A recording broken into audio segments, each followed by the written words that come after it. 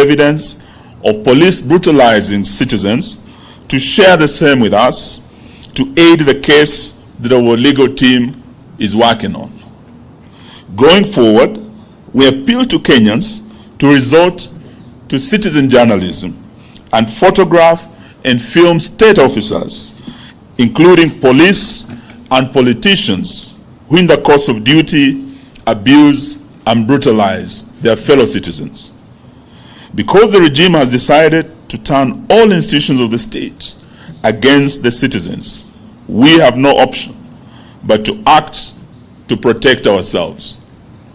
We are going for individual responsibility and culpability against individual officers.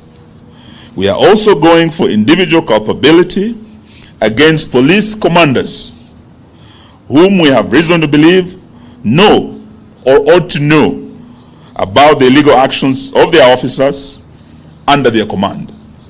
We stand in solidarity with victims of this police brutality and their families. We will be visiting from tomorrow, and we will offer support to offset costs and help lessen the burden on the families. We have made a decision to observe 5 days of mourning in solidarity with the victims and their families, during which we'll try our level best to mobilize support to help lessen the burden on the families of the victims. But we are not giving up in our quest to force William Ruto to lower the cost of living, to commit the audit of the 2022 elections, to bipartisan reconstitution of the IEBC, and respect for political parties, including the Jubilee Party. And this afternoon we are pleased to learn of the High Court intervention where orders have been issued, and the legitimate Secretary General of Jubilee, the Honorable Jeremiah Kioni, is here with us. We'll give him a minute to share the good news with us. Consequently, we announce that our protests will resume on Wednesday, 19th July 2023. In the meantime, we proceed with the collection of signatures against Ruto on both digital and manual platforms. We notice the Communication Authority has joined the war against Kenyans by trying to cripple our digital signature collection platform. But we will fight and soldier on while we put CA on notice. We know that the KK regime has panicked and they are trying to block this process. There is no looking back. There is no turning back. We see you on Wednesday. Honorable Jeremiah Kioni, please deliver the good news on Jubilee. Thank you.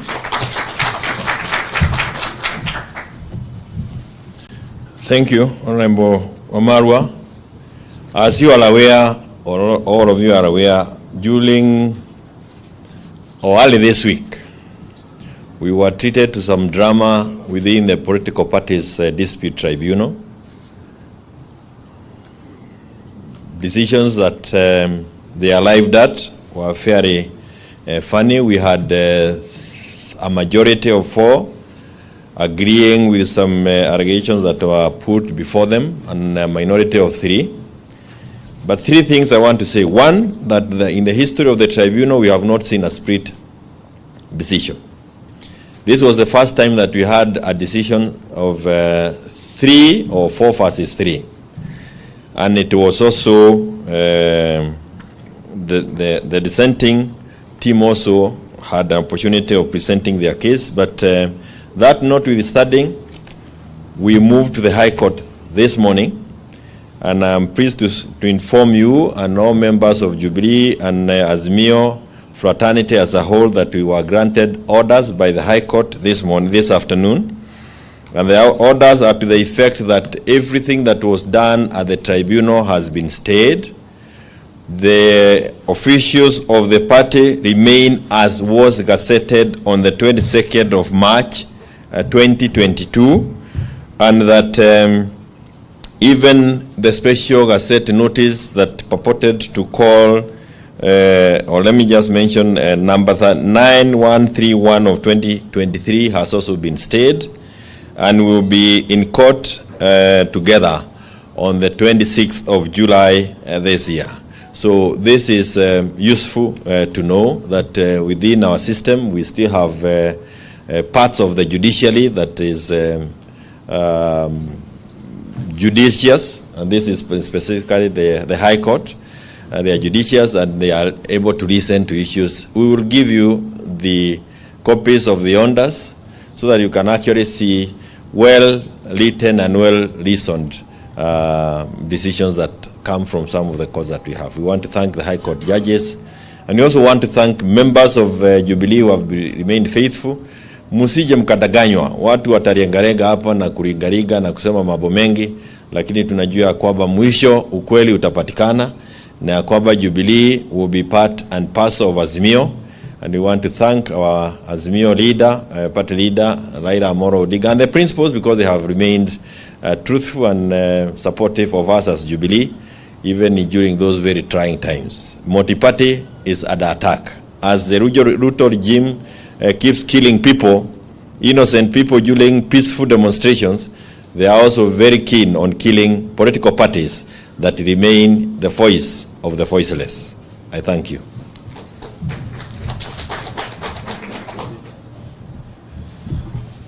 Thank you very much. I think before we conclude, we know that there have been some Kenya Kwanza people mourning louder than the bereaved. From yesterday, they've been issuing very strong statements saying Raila Odinga is killing Kenyans or is celebrating the killing of Kenyans. But Raila Odinga has been fighting for Kenyans. Those who have killed innocent Kenyans that we said in our statements are Ruto's officers. They're officers armed with ammunition and guns. Gunshot wounds are the cause of death that we have seen in many of the parts of this country. And we want to invite our leader to come and speak to the nation. Karibu Mheshimiwa.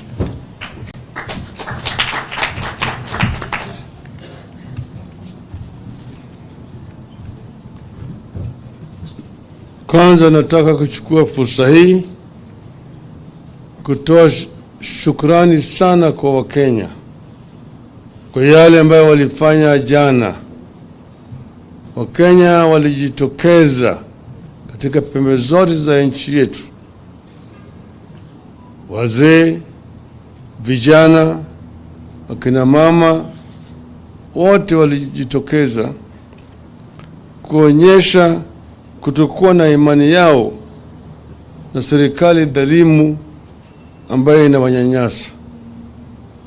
Na vile sisi tuliwaagiza, Wakenya walijitokeza kwa njia ya amani.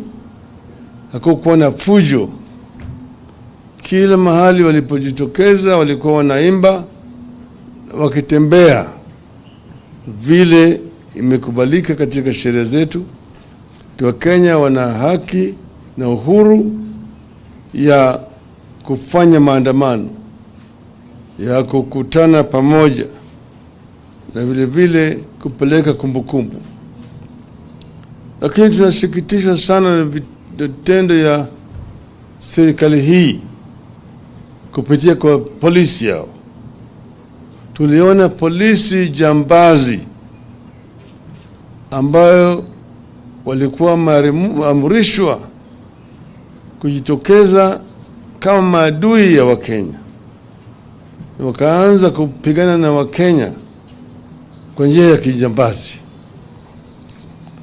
Wengi ya Wakenya wamepata majeraha, wengine wamefariki kupitia kwa risasi ambayo walipigwa nayo na polisi. Sisi tulikuwa tumeitisha mkutano Kamkunji.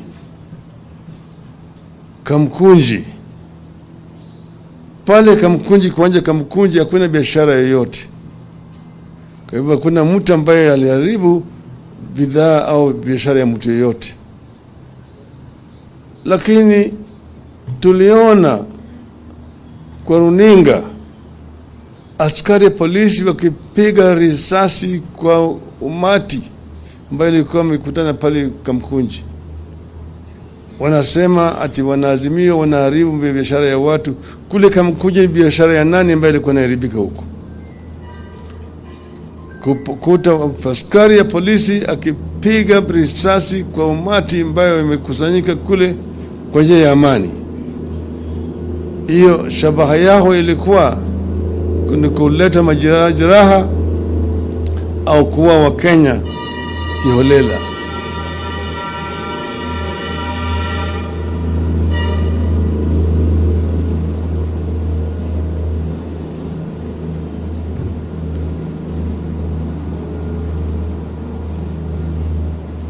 Kule upande wa Machakos, Wakenya wengi walipigwa na polisi, wengine wamefariki, wengine wamelazwa hospitali huko Machakos, wengine hapo Mlolongo kapigwa.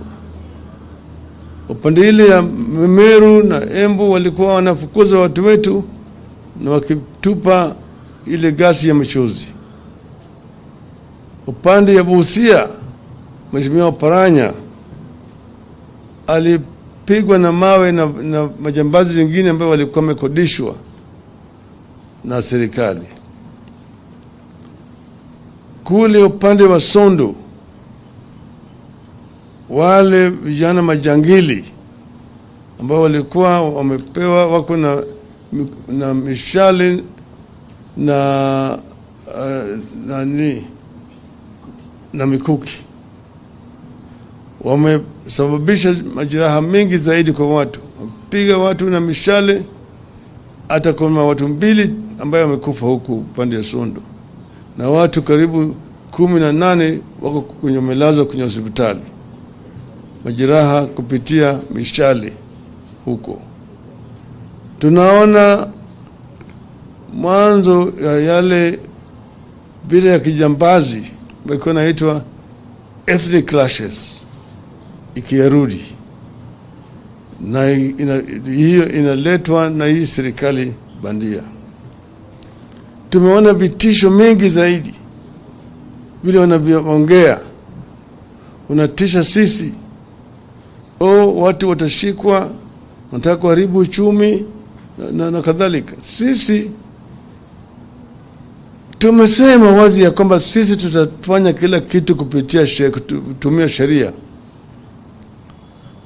Hakuna maovu tumefanya, na wakiona kama wanasema tumefanya maovu, tumekiuka sheria, tuko tayari kushikwa na kupelekwa mahakamani. Hakuna mtu Kenya hii ambaye yuko juu ya sheria. Lakini hata Bwana Ruto yenyewe ajue ya kwamba yeye vile vile sio juu ya sheria. Anatisha watu kusema ngoja mtaona. Kama unataka kuua sisi sema tata wewe vile vile utakufa tu. Hakuna mtu ambaye anakufa kifo. Lakini Wakenya wanatetea haki yao. Wakenya wana hasira kwa sababu ya haki yao ambayo imetishwa, haki yao ambayo imekanyagwa na hii serikali haramu. Sasa leo wameshika Mheshimiwa Makau, sahii wameshika Oparanya, najua kesho watakuja kushika Martha, washike Kalonzo, washike Eugene, washike Wairia, Wajakoya, Ledama, watashika sisi zote hapa Eugene.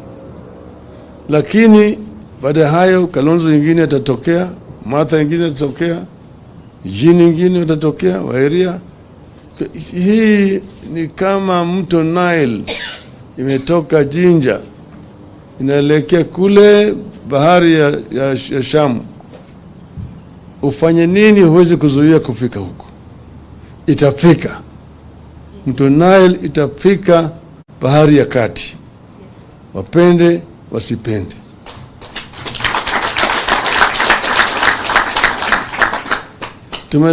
Tumetangaza siku 5 ya maombolezi kwa wale watu wetu ambao wamekufa na wale ambao wamepata majeraha. Kwa hivyo siku 5 hizo hakuna chochote kitafanyika. Lakini tumesema Jumatano ijao tena Kenya yote watajumuika.